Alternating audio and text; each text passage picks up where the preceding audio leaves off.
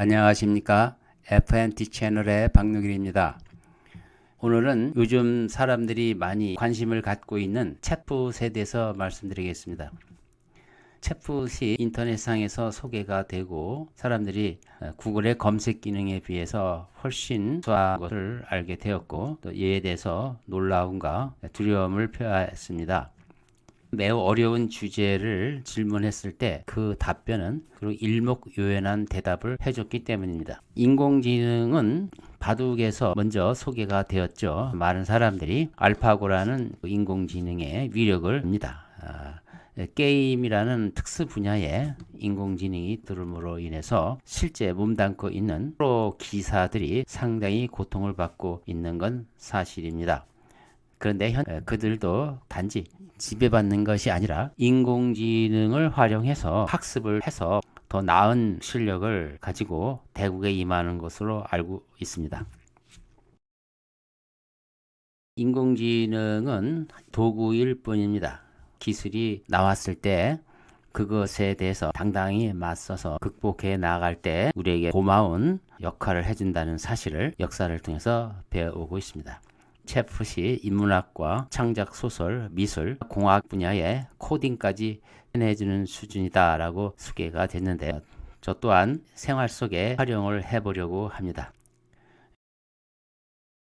저는 공학자로서 은퇴 생활을 하고 있습니다. 어떻게 챗봇을 이용해서 공학적인 문제를 해결할 것인가의 그런 방향으로 유튜브를 만들어 볼까 합니다. 또한 저는 기독교 영성에 관심을 갖고 있어서 신학자의 책도 읽어보고 성경도 보고 있습니다. 신앙적인 질문도 있고 궁금한 것도 많은데 챗봇이 과연 얼마나 도움이 될까 하는 부분도 살펴보도록 하겠습니다. 자, 오늘은 주일이고 해서 제가 교회에 목사님 설교를 들었었는데 내용은 에베소서 1장을 중심 기독교의 구속 교리에 관한 것이었습니다. 죄에 관한 이야기가 많이 있었고요. 그 구속에 관한 내용, 속량이라고 하죠. 그런 설교를 듣고 죄에 대한 개념에 대해서 챗봇과 한번 대화를 하고 싶어서 이런 질문을 생각해 봤습니다. 죄란 무엇인가? 세상 사람들은 죄에 대해서 잘 얘기 안 하죠. 기독교는 죄에 대해서 얘기를 많이 합니다. 다른 종교는 죄에 대해서 어떤 개념을 갖는 것일까 하고 질문을 해봤습니다. 죄 무엇이냐? 라고 물어보니까 일반적으로 죄는 그 도덕이나 종교적인 코드, 교리 같은 거죠. 교리에 어긋나게 하는 행동이나 생각들을 말한다. 이렇게 정의를 했습니다. 그래서 이 죄에 대한 개념은 기독교, 이슬람교, 유다교, 힌두교, 그다음에 불종교에 따라서 다르다 이렇게 얘기를 하네요.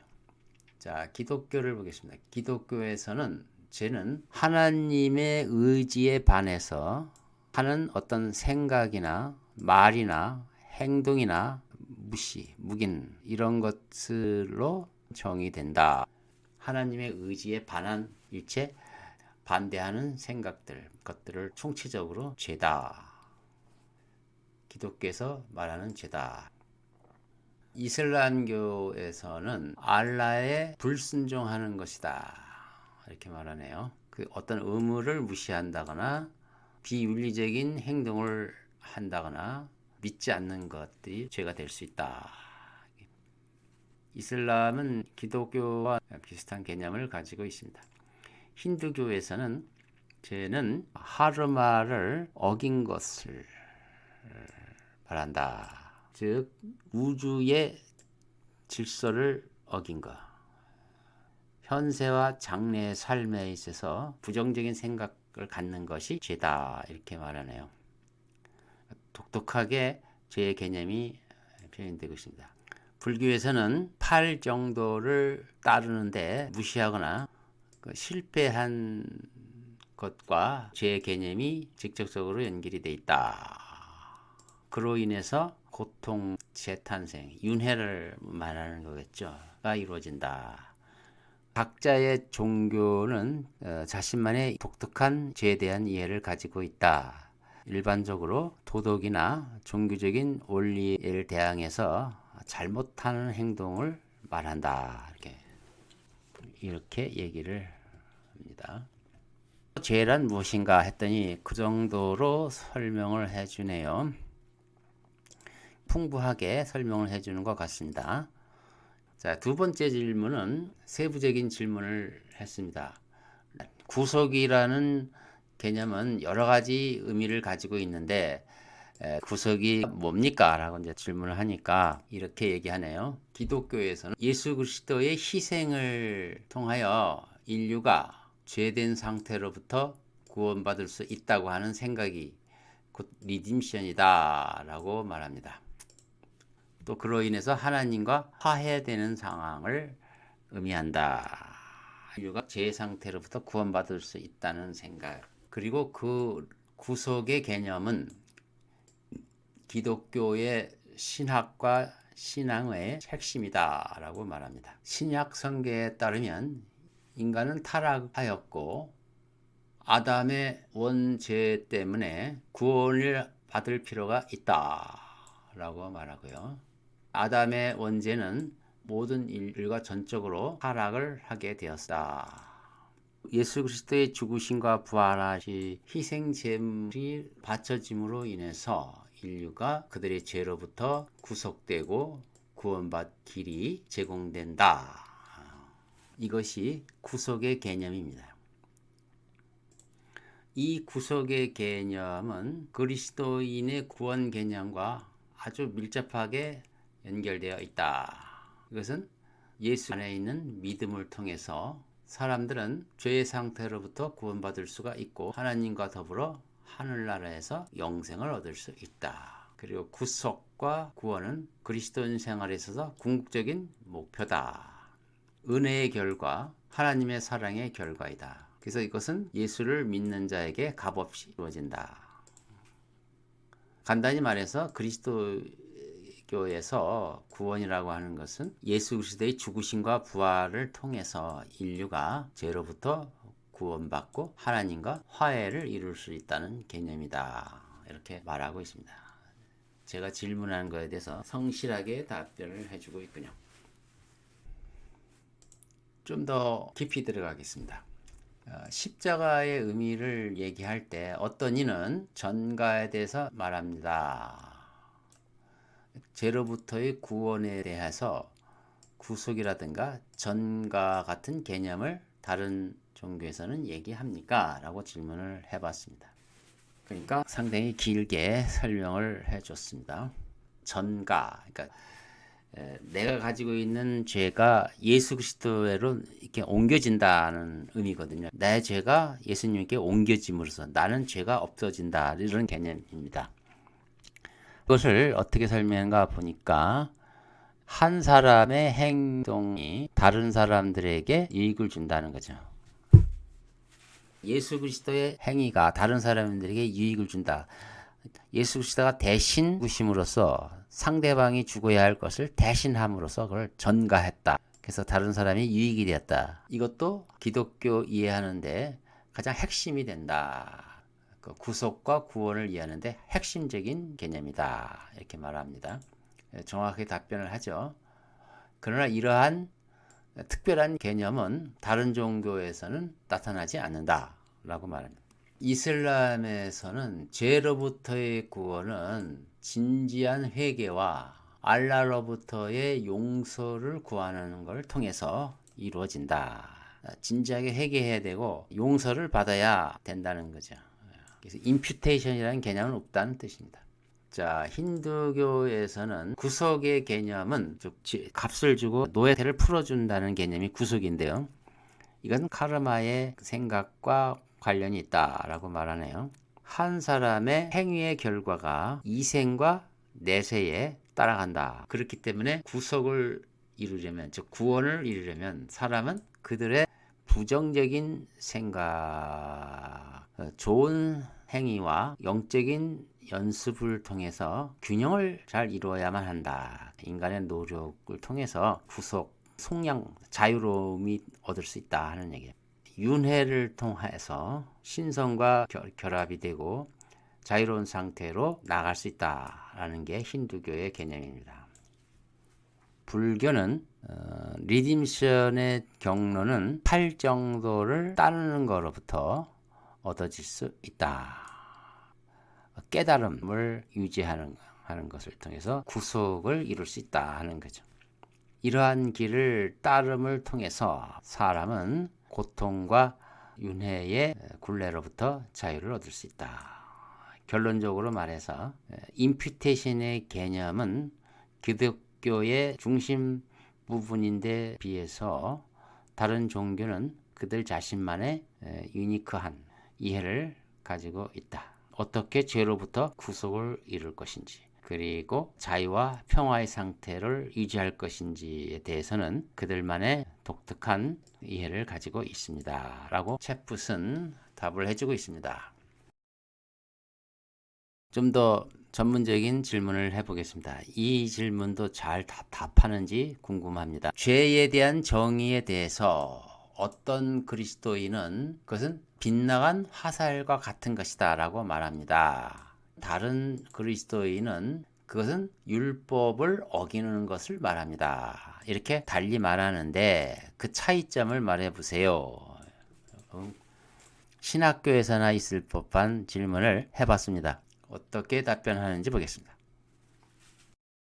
한 가지 견해는 관역에서 빗나가는 그 은유 대표되는 내용입니다. 하나님과 올바른 상태에 이르지 못하고 실패한 것으로 관역에서 빗나간다. 참 정확하게 설명해 준 것 같습니다. 관계성을 말하는 거죠. 이런 관점에서 죄란 인류가 하나님의 계획으로부터 벗어나는 것이다. 이렇게 말합니다. 인간이 어떻게 살아가야 되는가의 그 목적에, 그것이 바로 하나님의 계획이죠. 신적 계획이죠. 이거에서 벗어난 것을 말한다. 그 결과 하나님으로부터 분리된 상태가 된다. 그래서 죄의 개념을 그렇게 하나님과 관계성으로 설명합니다. 죄에 대한 이런 이해는 결국 무엇을 강조하느냐? 인류가 하나님과 아주 밀접하고 사랑의 관계를 가질 수 있도록 창조되었다는 개념을 강조하고 있습니다. 참 좋은 내용을 여기 설명해 주고 있네요. 정답을 딱 말해주네요. 참 마음에 드는 얘기입니다. 그리고 죄란 그 관계를 깬 것을 말한다. 까지가 이 제 개념을 빗나간 화살로 본 개념이고요. 두 번째 개념은 율법을 어긴 것, 도덕률, 명령을 깬 것을 죄다라고 말하는데, 이런 관점에서 죄는 하나님의 의지에 대한 범죄, 신성의 법을 어긴 것으로 의미하고 있다. 이러한 죄에 대한 이해는 뭘 강조하느냐? 하나님은 도덕적인 기준을 세우셨고 인간은 그것을 잘 지키기를 기대를 했는데 그걸 깼다는 것은 곧 죄다. 그러니까 도덕률을 깬 것이 죄다. 율법을 어긴 것이 죄다라고 생각하는 사람들은 결국 죄는 규칙을 어긴 것으로 이해를 하는 것입니다. 자, 이런 두 개념이 기독교에서 동시에 있는데 어떻게 결론을 내리는가 봅시다.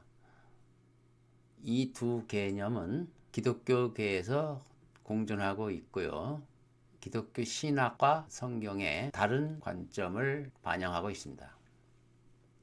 어떤 그리스도인들은 그들 자신의 개인적인 신앙과 경험에 따라서 두 관점 중 어느 하나를 더 강조할지도 모릅니다. 그러나 두 개념은 서로 공존하는 것이며 상호 보완되는 것으로서 이것은 그리스도교의 죄에 대한 광범위한 개념 안에 있는 것입니다. 라고 답변해주고 있습니다.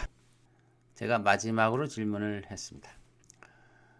이 두 사상을 대표하는 유명한 학자들을 말해줄 수 있냐 했더니 이렇게 얘기하네요. 첫 번째 관점, 죄는 관역에서 빗나간 것이다 라고 말하는 관점은 성어과 C.S. 루이스, 성 어거스틴은 옛날 교부고요. C.S. 루이스는 20세기에 활동하는 기독교자죠. 또 한편 이 개념을 율법을 어긴 것으로 보는 주로 종교 개혁가들의 생각이군요. 마르틴 루터, 존 칼빈, 조나단 에드워드 같은 사람입니다. 이렇게 얘기를 하고 있습니다. 예, 이렇게 또 마무리를 합니다. 그리스도인은 하나님과 관계를 깨는 것 그리고 율법을 범하는 것을 두 개를 다 제 개념으로 이해하고 있다. 이렇게 결론을 내리고 있습니다. 이제 마무리를 하겠습니다. 기독교 영성을 키우는데 챗풋이 얼마나 도움이 될까 하는 의문을 가지고 오늘 첫 방송을 했는데요. 피상적인 수준에서부터 아주 깊은 영성에 이르는 수준까지 시도를 해 보겠습니다. 당장 결론 내리기는 아직 이른 것 같습니다. 오늘은 죄의 개념과 구원 교리에 대해서 몇 가지 질문을 만들어서 물어봤는데 기대한 것 이상으로 성실하게 답변을 해주는 것 같습니다. 본래 AI가 사람이 입력한 빅데이터를 바탕으로 거기서 평균적인 의미의 보편타당한 결론을 만들어서 답해주는 거기 때문에 인간들이 생각하는 보편타당한 지식들을 답해주는 것이라고 볼 수가 있습니다. 물론 기독교 영성은 보편타당한 지식을 전달하는 데 의미가 있는 것은 아닙니다. 그렇지만 상당히 광범위한 성경 내용들을 일목요연하게 정리해주고 또 큰 관점에서 살펴보는 시각에서 이 챗풋이 꽤 도움이 될 것으로 생각합니다. 상당히 깊은 내용도 질문을 해보니까 대답을 충분히 해주는 것 같습니다. 그래서 교회에서 성경 공부를 할 때 챗풋을 활용하면 큰 도움이 되지 않을까 이렇게 생각을 해봅니다. 저도 이용해서 여러 가지로 시도를 해보도록 하겠습니다. 여러분도 한번 시도해 보시기 바랍니다. 그럼 오늘은 여기까지 마치고요. 다음 시간에 뵙도록 하겠습니다. 안녕히 계십시오.